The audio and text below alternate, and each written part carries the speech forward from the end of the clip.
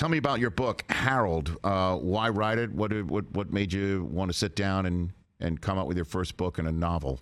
What made you do this, Stephen? Well, I wrote a fairy tale about how the beach was invented. It was in Rolling Stone magazine along 1986, and every few years I would read it again.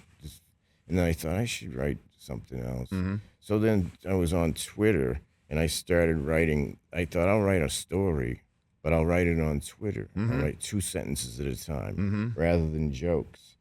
So I kept writing it, and people were leaving messages saying, doesn't he know this is for jokes? Because he's writing a novel on Twitter. What is, someone should explain this to him. But I didn't like the idea of the jokes on Twitter. Sure. To me, the joke is a live experience. Where the feedback from the audience. Yeah, it's a whole thing. So then I stopped writing it on Twitter, but I continued writing it anyway.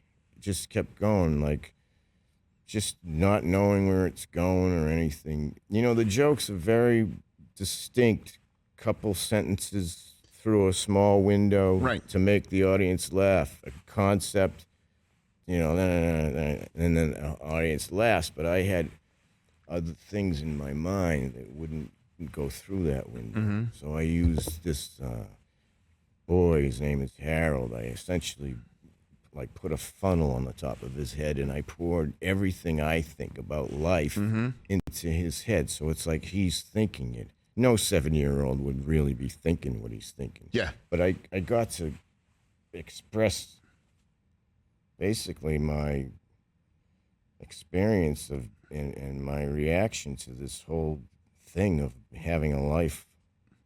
There's so much information, you know. So I got to say a lot of it through his mind. In a book where all books can be acquired on May 16th is when it comes out. Harold, written by Stephen Wright. Catch the Rich Eisen Show every single day on the Roku channel, 12 to 3 Eastern, for free.